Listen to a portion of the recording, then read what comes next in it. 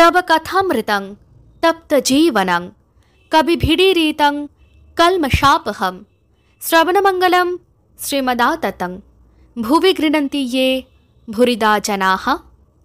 श्री श्री रामकृष्ण कथामृत। श्री रामकृष्ण दक्षिणेश्वर मंदिरे भक्त संगे चतुर्थ परिच्छेद 1884 7 सेप्टेम्बर। सन्ध्या हইल। फराश दक्षिणेर लम्बा बारान्दाय ओ पश्चिमेर गोल बारान्दाय आलो जालिया दिया गेल। ठाकुरेर घरे प्रदीप जाला हইल ओ धूना देवा हইल। कियत्क्षण परे चाँद उठिलेन। मंदिर प्रांगण, उद्यानपथ, गंगातीर, पंचबटी, बृक्षशीर्ष ज्योत्स्नाय हासिते लागिल। ठाकुर निजासने बसिया आविष्ट हইয়া मार नाम ओ चिंता करितेछेन। अधर आसिया बसियाछेन। घरे मास्टर ओ निरंजनও आछेन।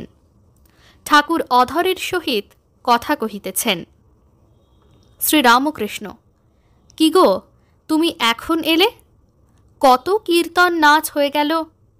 श्यामदासेर कीर्तन रामेर ओस्ताद। किन्तु आमार तत भालो लागलो ना। उठते इच्छा हलो ना। ओ लोकटार कथा तारपर शुनलाम। गोपीदासेर बदली बोलेछे। आमार माथाय যত चुल তত उपपत्नी करेছে। सकलेर हास्य। तोमार कर्म हलो ना? अधर डेपुटी 300 टाका बेतन पान। कलिकाता मिউনিসিপ্যালিটির ভাইস চেয়ারম্যানের কর্মের জন্য দরখাস্ত করিয়াছিলেন। মাহিনা 1000 টাকা। কর্মের জন্য অধর কলিকাতার অনেক বড় বড় লোকের সহিত সাক্ষাৎ করিয়াছিলেন। শ্রী রামকৃষ্ণ মাস্টার ও নিরঞ্জনের প্রতি। হাজরা বলেছিল, অধরের কর্ম হবে, তুমি একটু মাকে বলো। অধরও বলেছিল, আমি মাকে একটু বলেছিলাম, মা এ তোমার কাছে আনাগোনা করছে, যদি হয় তো হোক না। কিন্তু সেই সঙ্গে মাকে বলেছিলাম, মা কি হীন বুদ্ধি, জ্ঞান ভক্তি না চেয়ে তোমার কাছে এই সব চাইছে। অধরের প্রতি, কেন হীন বুদ্ধি লোকগুলোর কাছে অত আনাগোনা করলে? এত দেখলে শুনলে 7 কাণ্ড রামায়ণ সীতাকার ভার্যে। অমুক মল্লিক হীন বুদ্ধি। আমার মা হেসে যাবার কথায় চলতি নৌকা বন্দোবস্ত করেছিল, আর বাড়িতে গেলেই হৃদুকে বলতো, হৃদু গাড়ি রেখেছ? অধর, সংসার করতে গেলে এসব না করলে চলে না, আপনি তো বারণ করেন নাই। শ্রী রামকৃষ্ণ, নিবৃত্তিই ভালো, প্রবৃত্তি ভালো নয়। এই অবস্থার পর আমার মাইনে সই করাতে ডেকেছিল, যেমন সবাই খাজানজির কাছে সই করে। আমি বললাম, তা আমি পারবো না, আমি তো চাচ্ছি না।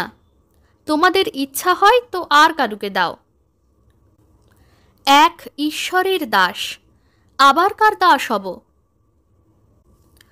অমুক মল্লিক আমার খেতে বেলা হয় বলে রাঁধবার বামুন ঠিক করে দিয়েছিল। 1 মাস 1 টাকা দিয়েছিল। তখন লজ্জা হলো, ডেকে পাঠালেই ছুটতে হতো। আপনি যায় সে এক। হীন বুদ্ধি লোকের উপাসনা, সংসারে এই সব আরও কত কি। এই অবস্থা যেই হলো, রকম সকম দেখে অমনি মাকে বললাম, মা ওইখানেই মোড় ফিরিয়ে দাও। সুধামুখীর রান্না আর না, আর না, খেয়ে পায় কান্না। সকলের হাস্য। যার কর্ম করছো তারই করো। লোকে 50 টাকা 100 টাকা মাইনের জন্য লালায়িত, তুমি 300 টাকা পাচ্ছ। ও দেশের ডিপুটি আমি দেখেছিলুম, ঈশ্বর ঘোষাল, মাথায় তাজ, সব হাড়ে কাঁপে। ছেলেবেলায় দেখেছিলাম। ডিপুটি কি কম গা? যার কর্ম করছো তারই করো। একজনের চাকরি করলেই মন খারাপ হয়ে যায়, আবার 5 জনের। একজন স্ত্রীলোক একজন মুসলমানের উপর আসক্ত হয়ে তার সঙ্গে আলাপ করবার জন্য ডেকেছিল। মুসলমানটি সাধু লোক ছিল। সে বললে, আমি প্রস্রাব করব, আমার বদনা আনতে যায়। স্ত্রীলোকটি বললে, তা এখানেই হবে। আমি বদনা দিব এখন। সে বললে, তা হবে না, আমি যে বদনার কাছে একবার লজ্জা ত্যাগ করেছি সেই বদনাই ব্যবহার করব, আবার নূতন বদনার কাছে নির্লজ্জ হব না। এই বলে সে চলে গেল। মাগিটারও আক্কেল হলো। সে বদনার মানে বুঝলে উপবতী। নরেন্দ্র পিতৃবিয়োগের পর বড়ই কষ্টে পড়িয়াছেন। মা ও ভাইদের ভরণ পোষণের জন্য তিনি কাজকর্ম খুঁজিতেছেন। বিদ্যাসাগরের বউবাজার স্কুলে দিনকতক হেডমাস্টারের কর্ম করিয়াছিলেন।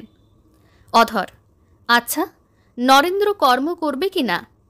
শ্রীরামকৃষ্ণ: হ্যাঁ, সে করবে, মা ও ভাইরা আছে। অধর: আচ্ছা, নরেন্দ্রের 50 টাকায়ও চলে, 100 টাকায়ও চলে। নরেন্দ্র 100 টাকার জন্য চেষ্টা করবে কি না?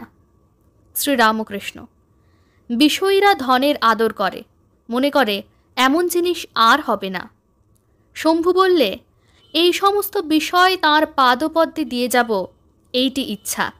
তিনি কি বিষয় চান? তিনি চান জ্ঞান, ভক্তি, বিবেক, বৈরাগ্য। গয়না চুরির সময় সেজবাবু বললে, ও ঠাকুর, তুমি গয়না রক্ষা করতে পারলে না? হংসেশ্বরী কেমন রক্ষা করেছিল? একখানা তালুক আমার নামে লিখে দেবে, সেজবাবু বলেছিল। আমি কালীঘর থেকে শুনলাম। সেজবাবু আর হৃদে একসঙ্গে পরামর্শ করছিল। আমি এসে সেজবাবুকে বললাম, দেখো, অমন বুদ্ধি করো না, ওতে আমার ভারী হানি হবে। অধর: যা বলেছেন, সৃষ্টির পর থেকে 6টি-7টি হদ্দ ঐরূপ হয়েছে। শ্রীরামকৃষ্ণ: কেন, ত্যাগী আছে বই কি? ঐশ্বর্য ত্যাগ করলেই লোকে জানতে পারে, এমনি আছে লোকে জানে না। পশ্চিমে নাই? অধর: কলকাতার মধ্যে একটি জানি, দেবেন্দ্র ঠাকুর। শ্রীরামকৃষ্ণ: কি বলো? ও যা ভোগ করেছে অমন কে করেছে? যখন সেজবাবুর সঙ্গে ওর বাড়িতে গেলাম, দেখলাম ছোট ছোট ছেলে অনেক, ডাক্তার এসেছে, ঔষধ লিখে দিচ্ছে। যার 8 ছেলে আবার মেয়ে, সে ঈশ্বর চিন্তা করবে না তো কে করবে? এত ঐশ্বর্য ভোগ করবার পরেও যদি ঈশ্বর চিন্তা না করত, লোকে বলতো ধিক। নিরঞ্জন: দ্বারকানাথ ঠাকুরের ধার উনি সব শোধ করেছিলেন। শ্রীরামকৃষ্ণ: রেখে দে ওসব কথা, আর জ্বালাস নে। ক্ষমতা থেকেও যে বাপের ধার শোধ করে না, সে কি আর মানুষ? তবে সংসারীরা একেবারে ডুবে থাকে, তাদের তুলনায় খুব ভালো, তাদের শিক্ষা হবে। ঠিক ঠিক ত্যাগী ভক্ত আর সংসারী ভক্ত অনেক তফাৎ। ঠিক ঠিক সন্ন্যাসী, ঠিক ঠিক ত্যাগী ভক্ত মৌমাছির মতো।